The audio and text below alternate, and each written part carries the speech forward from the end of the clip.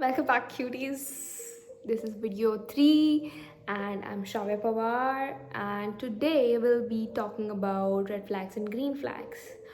I know what you're all gonna say, it's subjective to the person, so disclaimer alert, don't go commenting about what is red flag and what is green flag. This is just a summary of what I have experienced throughout, so feel free to like and subscribe.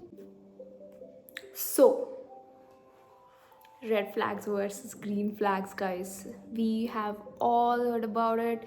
We have seen memes about them. We have seen relationships around us going red flags or going green flags, and it is becoming a little bit difficult to find the people with green flags because everything is all together, the technology, the modernization.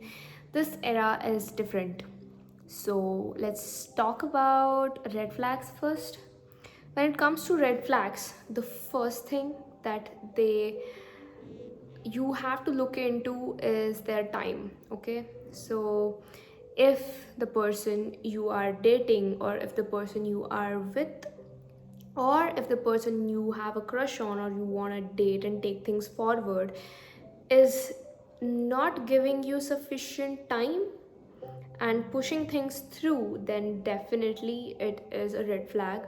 Mainly because red flags do affect your time constraints. They don't value your time, they don't respect your time. Everything has to happen like that. But say, for example, if you are dealing with a situation and you tell them you need some time, they're gonna say, no, no, take 10 minutes, no, no, take 5 minutes, no, take half an hour, one day, and let me know. And that is not the way relationships work. Like, people have to respect your space. So that is one thing. And the second thing we'll be dealing with is the response time. For example, you are dealing with a specific scenario where you keep on sending messages to some person and they ghost you, or they do not reply, or they take a lot of time to reply. Maybe genuinely they're busy, but if that happens more than several times, you have to ask them, and if it is something genuine, it's fine. If it's not, you should understand that the person is just cutting some slack for themselves and not prioritizing you. So when you are putting so much effort into a relationship, the response should be equal, it should be reciprocated. If that doesn't happen, like if a person doesn't have 2 minutes to reply to your texts, why are you prioritizing them? Like, seriously, girls and boys, do not do that. Priorities matter. And the third one we'll be talking about is being emotionally unavailable when you need them. If you talk to a specific someone and they tell you that they don't have time, or if you are very stuck in a situation and they tell you that, you know what, I don't think I have time for this. No, guys, definitely not. And emotionally being available for someone doesn't really mean that they have to give 24 into 7 of their time. But if you are dealing with something very specific and crucial, your specific someone, or your partner, or the person you want to date, or you are dating, should be able to give you that time and emotional support for you to do better. And the fourth thing everybody knows is the secretive behavior. Okay, and guys, let me be honest, when you are asking for loyalty and honesty and trust, it is not something you can expect from a person who doesn't have standards. Okay, so it's not a trait, it's not a relationship trait, it's a standard that you are setting for yourselves. So when a person you are dating or you want to be in a relationship shows a particular trait where they aren't valuing your personal space, or when they aren't valuing how you deal with day-to-day life, or they aren't open about, or a little bit secretive about you, you should be really concerned, because they should be able to, not like in an instance, I mean, you should not expect anybody to accept you for what you are the moment you meet them, and go and talk to them, talk to you about their family, and everything. But definitely there should be a safe space for you to ask their friends, and if they are not willing to let you meet their friends, then it's a red flag. I mean, in the longer run, definitely. And the final trait that I will be talking about is how they respect and treat their exes, their close friends and family, and the way they talk about other people. Because if something goes wrong, God forbid, but if something goes wrong, you will be in the same position as those people. Because I had a friend who would bitch about his ex a lot, and he used to do it in front of his best friends. And it was pretty annoying, because if you are their friend, I mean, we are not friends anymore, but still, if I was his friend at that particular time, then if I did something bad or something would happen or there was a misunderstanding, he would definitely go and throw tantrum about me to his friends. People with red flags happen to do this a lot. So if you are someone who wants to avoid drama and don't want to sit at the same table where they bitch about a lot of things, then please get up. You will find something better. And by saying that, let's talk about green flags. So, green flags are people who will give you the time you need to understand them better, and who will take your time to understand you better. So it's a sort of reciprocation in a relationship, and it goes on multiplying. It doesn't happen like it goes on depressing over time. It goes on multiplying every single time you guys sit together, okay? And that should be what you should be looking for. And they put in a lot of efforts to make you happy, be it managing a date, planning a date, and managing to bring you flowers or giving you chocolates. And it's not only that women should be expecting this. I mean, love language should be both ways, right? You can't build a bridge alone. It takes two to build a bridge. So, and it should be vice versa. A guy should be able to get a girl flowers and chocolates, and the girl should do the same for them. It's not a one way road down the lane. And when your specific someone or the person you're dating puts a lot of effort into what you like and your preferences, and getting to know you better and trying to understand you, if you're emotionally down or if you're very happy, and gets you in a way that most of the other people do not, then you should definitely try to hold on to them a little longer and see what good and positive things that they bring into your life. And the third thing is a little bit debatable, but they give you your space. They just let you be and do not disturb you at all. So when it comes to personal space and boundaries, everybody has their own. And if a person doesn't understand that and try to invade it, it will become a threatening position, or it will become toxic on a longer run. Because when you require your space, it may be half an hour, it may be a day or a week, you would be going through something. It may be work pressure, it can be academic pressure, it can be a pressure that you're dealing with, or a situation at home.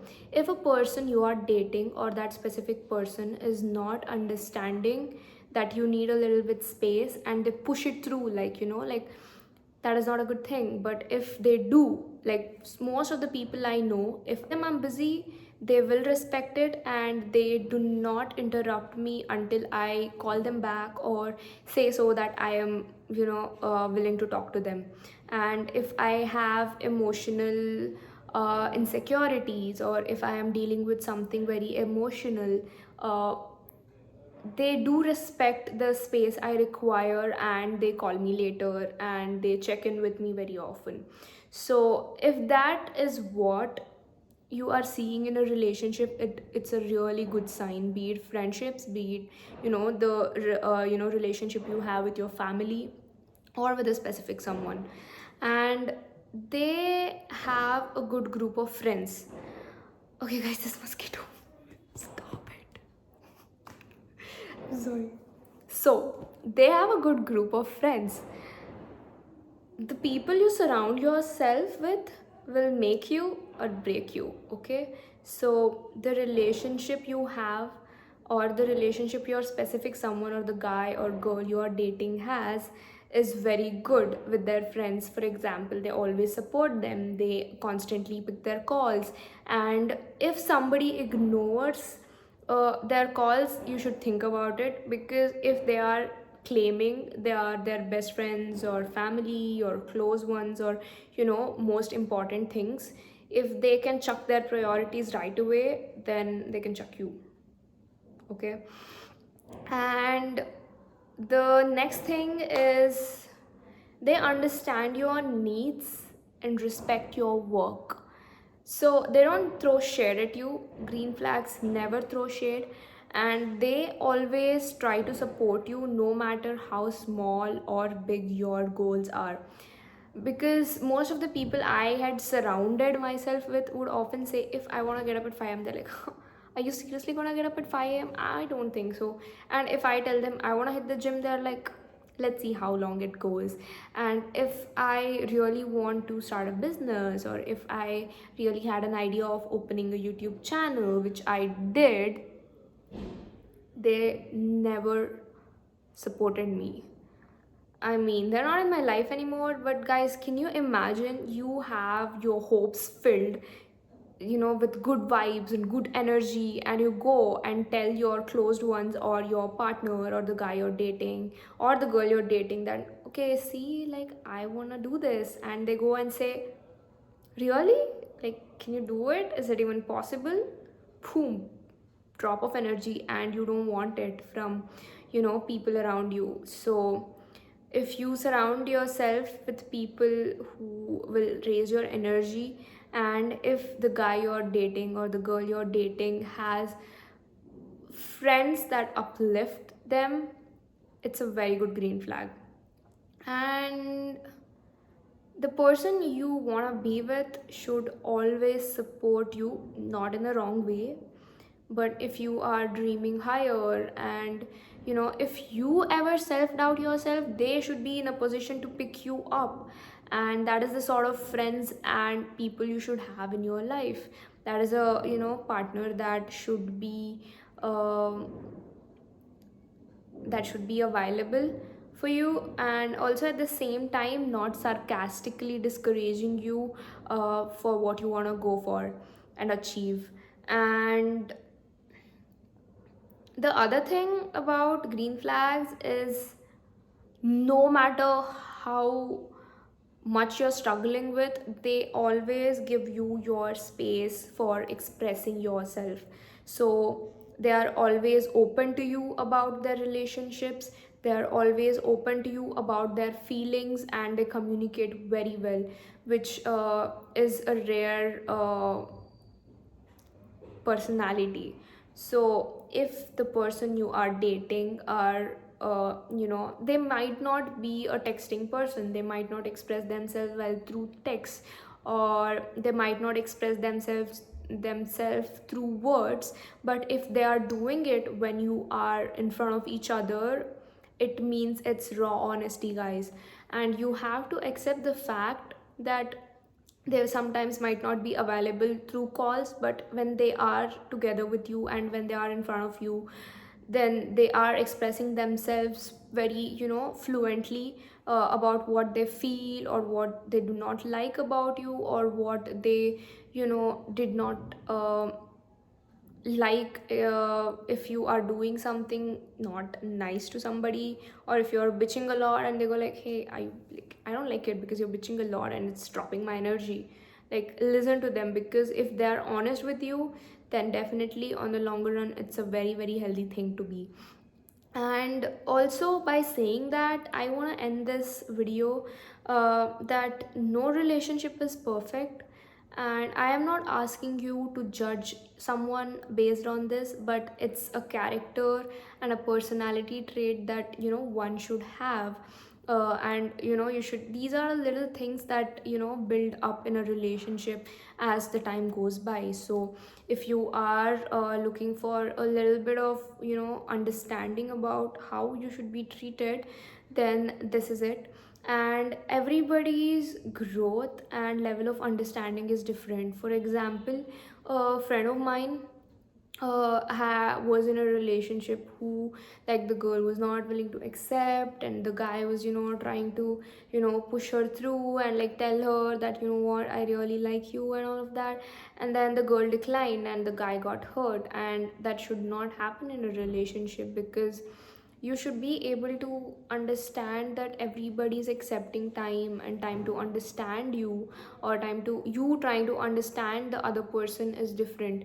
And also, you should not judge a person based on how they treat you in a meeting or two, because people are different, people have alter egos, people have different faces of them with everybody else. So that's the reason this entire video was based upon. Because a lot of times I have my friends complaining about, like, this guy was not right for me, this girl was ugh.